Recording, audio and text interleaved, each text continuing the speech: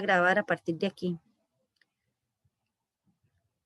Chiquillos, buenas tardes. Voy a empezar a grabar a partir de aquí porque honestamente empezamos presentándonos y demás, hicimos algunas propuestas teóricas y se me olvidó que íbamos a grabar.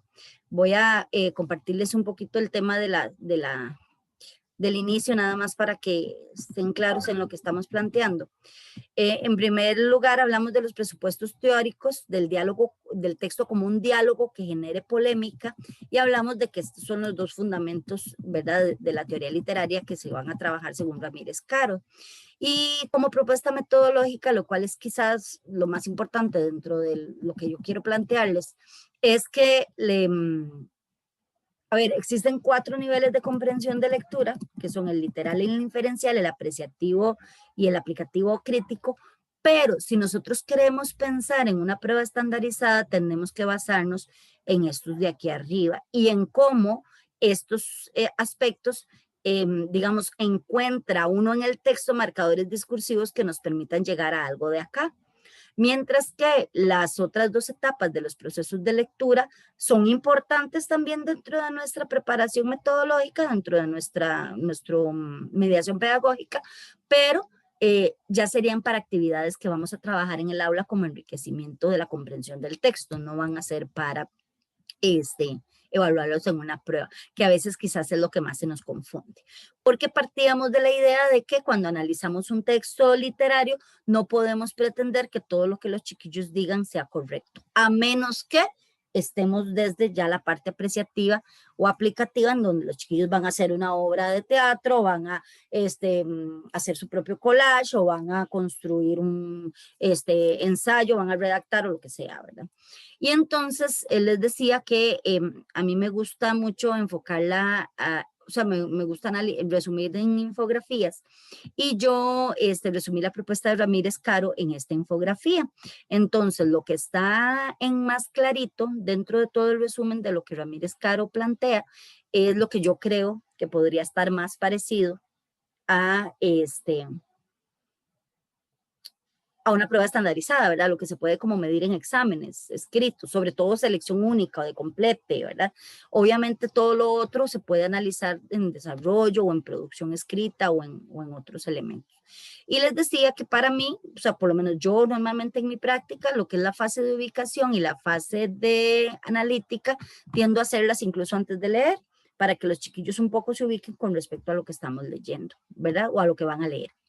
Y entonces ya profundizando en el contexto, que es todo lo que está como a la par, todos los elementos de análisis que podemos considerar a la par de la lectura literal y lineal de la trama, enfatizábamos en los recursos retóricos y estilísticos.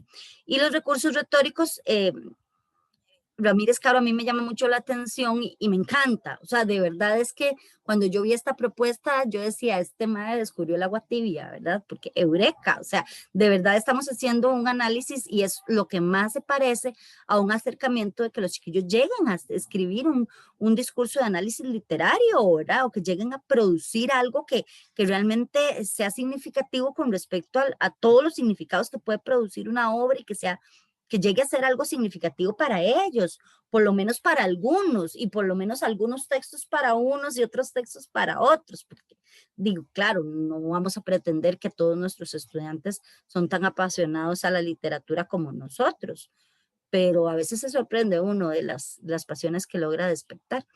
Bueno, y entonces cuando hablamos de recursos retóricos, los recursos retóricos y estilísticos dentro de la propuesta de Van Dyck de análisis teórico del discurso, lo más importante es la función de cada cosa dentro del proceso de significación. Entonces, no es la metáfora por ser metáfora, no es la metonimia por ser metonimia. Entonces, por favor, lo iba a decir como profe, pero mejor se los digo como compa, dirían los mismos chiquillos. O sea, yo no recomendaría que hagamos ejercicios de selección única en donde preguntemos cuál es la metáfora o qué tipo de figura literaria son las palabras subrayadas, ¿verdad?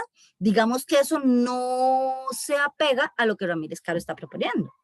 A lo que Ramírez Caro está proponiendo es que la metáfora sea importante porque significa, porque tiene un significado. Y dentro de ese significado, según Van Dyck, y se refiere a los mecanismos ideológicos de control, de poder, de discriminación, ¿verdad? Entonces, desde la cultura dominante. Entonces, digamos que la hipérbole no es importante por ser una hipérbole, es porque la exageración le permitió al escritor plantear un mecanismo de poder, un mecanismo de subversión, un mecanismo, ¿verdad? X o Y. Y los recursos de estilo igual, ¿verdad? O sea, como otra vez, volviendo al caso de Cocorí, ¿por qué usa tanto la palabra negrito? ¿Verdad? Que claramente Joaquín Gutiérrez decía, es por el cariño que se le tiene al niño, ¿verdad? Porque es un niño de verdad que es querido por todos los demás, pero si todos los demás son negros dentro del contexto racial de ellos, ¿por qué decirle a él negrito? ¿Verdad? Entonces son todos esos argumentos los que plantea la gente que lo considera racista. Perdón, y como les decía hace un rato, perfectamente válidos. Estemos o no de acuerdo con esa señalización del texto como un texto racista. ¿Por qué? Porque el uso del diminutivo puede tener la intención de encariñar, ¿verdad? O encariñarse al personaje, o encariñarse con el personaje, perdón, es la expresión correcta, o puede tener la intención de disminuir, que es lo que dice Armando Vargas en El lado oculto del presidente Mora. Una de las primeras críticas que hace Armando Vargas con respecto a la nominación del presidente como Juanito Mora. ¿Por qué se le llamaba Juanito? Sí, para Armando Vargas, y él lo explica en el texto, en El lado oculto del presidente, era una forma de disminuirlo y de quitarle seriedad al gran, digamos, conocimiento intelectual, ideológico, político, ¿verdad? Y toda la intervención estratégica que logró gracias a su diplomacia política y a su conocimiento del mundo. Decirle Juanito Mora es una forma de disminuirlo como si fuera un chiquito, como si fuera una persona sin experiencia, cuando en realidad era un señor que conocía de arte militar, de experiencia y de diplomacia por todo el mundo, ¿verdad? Y con todos sus contactos en Europa, en Francia y demás. Entonces, el uso del diminutivo tiene un significado. El uso de los aumentativos también tiene un significado. En los textos costarricenses encontramos muchos aumentativos. Los despectivos, el uso de los pronombres, qué va primero, en la sintaxis, qué va primero y qué va después. ¿Por qué es diferente usar el artículo un de usar el artículo el? No es lo mismo, ¿verdad? Dio a luz un hijo que dio a luz al hijo o a su hijo, ¿verdad? Es diferente. Entonces, todos esos elementos con respecto al uso del lenguaje tienen que ver un poco con la retórica y son parte del contexto que podemos analizar en el texto literario. Y por supuesto, todo esto está en relación con mecanismos discursivos. Entonces, los mecanismos discursivos, obviamente desde la sociocrítica y de Bakhtin, ¿verdad? Todo lo que son intertextos e interdiscursos son fundamentales. Si el texto presenta un interdiscurso asociado al comunismo, ¿verdad? O asociado a el poscolonialismo, que luego lo vamos a ver también como estructuras de mediación, porque todo eso como que se relaciona mucho, ¿verdad? Si lo vemos, en realidad, Ramírez Caro lo separa muy claramente en su video, pero a la hora de analizarlo uno y comparar, digamos, en un texto literario, no lo vamos a encontrar como cada cosa por aparte, ¿verdad? Vamos a poder vincular muchas cosas, siento yo. Ustedes me corregirán si no están de acuerdo conmigo. Dentro de los mecanismos discursivos, entonces, ambos dos, ¿verdad? Tanto intertextos como interdiscursos. Dentro de los contextos también podemos encontrar los símbolos, ¿verdad? Todo lo que son simbolismos cualesquiera. Y las estrategias discursivas, como lo son la ironía, la sátira, la parodia y el carnaval. Vean cómo, por ejemplo, mecanismos retóricos asociados a la puntuación, como el uso de las comillas, ¿verdad? Tienden a mostrar sátira o ironía, o inclusive, bueno, no, carnaval no tanto, tienden a demostrar sátira o ironía, ¿verdad? Entonces, digamos, esa parte también es bien interesante. Por otro lado están las estructuras de mediación, y las estructuras de mediación son las estrategias que el texto usa para relacionar el texto con otros conocimientos del mundo, ¿verdad? Con estrategias extratextuales, ¿verdad? Entonces, es como lo que les decía de el inconsciente colectivo de asociar lo negro con lo malo, ¿verdad? Entonces, al asociarse lo negro con lo malo, con algo, otra vez al caso de Cocorí, ¿verdad? Con algo sucio, con hollín, con algo raro, ¿verdad? Y el hecho de que Cocorí vea a la niña como pura, como admirable, como bella, como algo que él lo enamoró, ¿verdad? Claro que la niña también se enamoró, y ahí es donde los detractores de adjudicar al racismo en Cocorí, obviamente nos podemos sustentar, pero es que el hecho de que asociemos lo negro con lo malo es lo que nos permite como estructura de mediación, ¿verdad? O justificar eso como una estrategia, como una estructura de mediación. Y vean que es una estructura de mediación extratextual, porque en el texto nunca dice que ser negro sea malo. Somos nosotros los lectores, como decía Lix, cuando una persona tiene una experiencia de mundo negativa, ¿verdad? Y tiene una situación, una experiencia de vida que de alguna manera te haya significado y te haya generado X o Y reacciones, y entonces usted anda enojado por el mundo, ¿verdad? Y entonces ande sacándole la lengua a todos los que usted considera que de alguna manera sustentan esa experiencia negativa que usted tuvo. Pero digamos, sí, ¿verdad? Eso es válido también. Pero es que si encontramos que todo lo negro es malo, entonces ahí se sustentaba el discurso de aquella época que decía que entonces no se puede decir que negro por venir, ¿verdad? O que vida tan negra la mía, ¿verdad? Porque entonces es una fundamentación de ese discurso, seguir relacionando lo negro con lo malo, cuando sabemos que existen otras culturas en donde lo negro más bien es bueno, ¿verdad? Y lo blanco es lo que es malo, ¿verdad? Entonces, pero es una forma europeizante en la que nosotros aprendimos la cultura. Bueno, ya eso es otra cosa.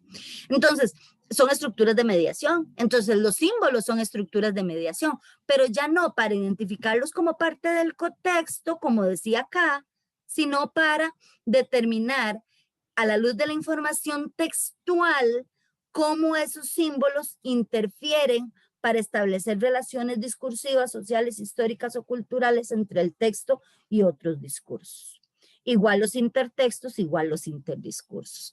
Y aquí me interesa mucho sobre todo el tema de las cogniciones, porque vean que otra vez las cogniciones, y esto es súper subjetivo, si lo ven, ¿verdad? Digo, son creencias, son opiniones, son estereotipos, son prejuicios. Carajo, eso es totalmente personal. Pero yo puedo encontrar una creencia en un texto.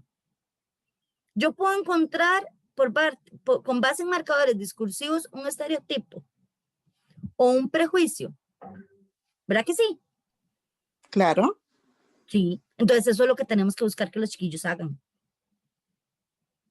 Que encuentren eso, que encuentren si hay patriarcado, si hay colonialismo, si hay sexismo, si hay racismo, si hay clasismo o cualquier otro ismo, según la propuesta de Walter Miñolo de los estudios descoloniales. Que recuerden que los estudios descoloniales es maravilloso porque de alguna manera nos propone que salimos de la colonización, pero seguimos siendo colonizados. Porque ahora nos coloniza el capitalismo, nos colonizan las relaciones de poder, nos coloniza, ¿verdad?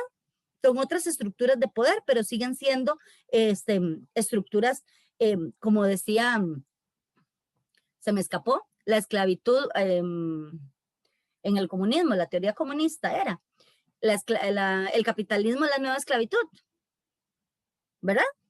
Porque entonces ya no somos esclavos, somos libres de decidir qué carajos queremos hacer, pero estamos a las 10 de la noche casi preparándonos para poder preparar a nuestros chicos para el capitalismo, ¿verdad?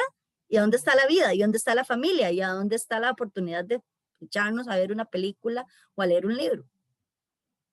O poder sentarnos a comer sin necesidad de estar escuchando una clase mientras comemos o preparamos la comida, ¿verdad?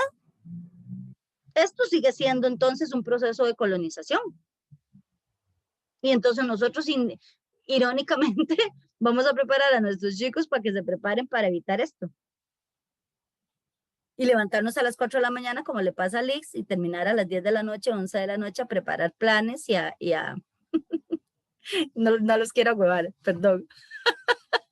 Era un chiste. Entonces, el fin de la colonización como proceso político-administrativo no acabó con el dominio de las élites, ¿verdad? Porque seguimos siendo dominados por élites de diferentes tipos. Los contextos, ¿verdad? Que vean que como otra vez nos devolvemos a lo que hablábamos al inicio con respecto a la fase de ubicación, ¿verdad? De alguna manera es otra vez estudiar el contexto, si es en medio de una guerra, si es en medio de un problema como los femicidios que tanto nos aquejan en esta época y demás. Y la fase explicativa e interpretativa, que otra vez vean que paradójicamente, a pesar de que la fase explicativa e interpretativa también es subjetiva en el aula, podemos encontrar elementos del análisis literario que están en el texto. Entonces, aquí la diferencia con respecto a la propuesta metodológica, a mi modo de verlo, ¿verdad? Ojo que todo esto es a mi modo de verlo. Si alguien me quiere decir, Gretel, usted está behind the tree, me lo dice, ¿verdad? Pero a mi modo de verlo, esta fase explicativa e interpretativa, digamos, valores, antivalores y demás, lo que nosotros tenemos que enseñarles a los chiquillos es, ok, encuentre los antivalores, encuentre la sociedad promovida, encuentre las filias y fobias, encuentre las implicaciones, pero no las construya usted. No es lo que usted piensa, es lo que ahí está. Entonces, cuando el chiquillo te dice, es que esto puede ser tal cosa, bueno, encuentren el texto donde, y eso lo hacía mucho Jorge Chen en mi época, en mis clases, ¿verdad? A ver, dígame, filóloga, ¿dónde dice eso ahí? ¿Dónde? Claro, y entonces eso tienen que hacer los chiquillos. ¿Qué del texto, qué adjetivos, qué palabras, qué expresiones, qué estructura gramatical, qué símbolo, qué de todo lo que vimos arriba nos permite encontrar valores y antivalores? O nos permite encontrar un tipo de sociedad promovida, o nos permite encontrar filias y fobias. Y que ojo que todo esto tiene que ser en un colectivo también, porque Ramírez Caro también lo enfatiza mucho, yo no sé, supongo que ustedes lo han visto en los videos, ¿verdad? O sea, estamos hablando de mecanismos de poder, mecanismos discursivos, mecanismos descoloniales que forman parte de una realidad, de un común denominador en un grupo, ¿verdad? Entonces, por ejemplo, si hablamos de una fobia, no porque en el texto haya una fobia manifiesta a las arañas, significa que la aracnofobia es una fobia presente en el texto. No, es que sería una fobia presente en el texto si la araña fuera una Godzilla, ¿verdad? Y ya tendría que ver entonces con el proceso de manipulación genética que llevó a esa araña a convertirse en un monstruo que ataque a la sociedad o que ataque a la ciudad. Entonces ahí sí podríamos hablar de una fobia. En este momento, fobia sí, el femicidio es una fobia, ¿verdad? La inseguridad ciudadana es una fobia. La falta de equidad es una fobia, ¿verdad? Porque entonces, de alguna manera, obviamente lo que son fobias determinan con quién se distancia el enunciador del discurso y lo que son filias determinan con quién se, digamos, acerca el enunciador del discurso, ¿verdad? Y las implicaciones, que es como la parte tal vez más bonita, pero también más difícil de redactar para efectos de ítems de textos basados en textos, literarios o no literarios, es a qué nivel se ubique cada una de estas perspectivas en el grupo social al que represente, ¿verdad? Entonces, ¿qué implica el hecho de que, a ver, en medio de la pandemia tenemos que hacer videollamadas, y comunicarnos de esta manera y reunirnos de esta manera, pero si no fuera por la pandemia y si no fuera por la tecnología, no podríamos estar colegas de Turrialba, de Punta Arenas, de Cartago, de Heredia y de San José juntos en estos 2 raticos, ¿verdad? Entonces, ¿qué implica la pandemia? ¿Qué implicó el acceso a la tecnología? Esta oportunidad, por ejemplo, ¿verdad? Y tan eso es. ¿Qué les parece?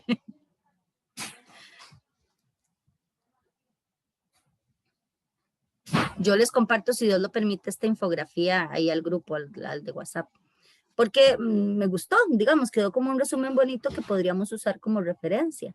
Obviamente, yo sé que muchos de ustedes prefieren, por ejemplo, las diapositivas. Yo es que las diapositivas me cansan, yo soy súper hiperactiva, entonces pienso, en el colegio donde yo trabajo, los chicos son muy deportistas, entonces hay mucha kinestesia, son muy kinestésicos. Entonces, prefiero trabajarlo así como más concreto, sin mucha hablada, dirían ellos, y que ellos produzcan, que ellos busquen. Ujú. Entonces, esa era mi propuesta, eso era lo que quería como compartirles.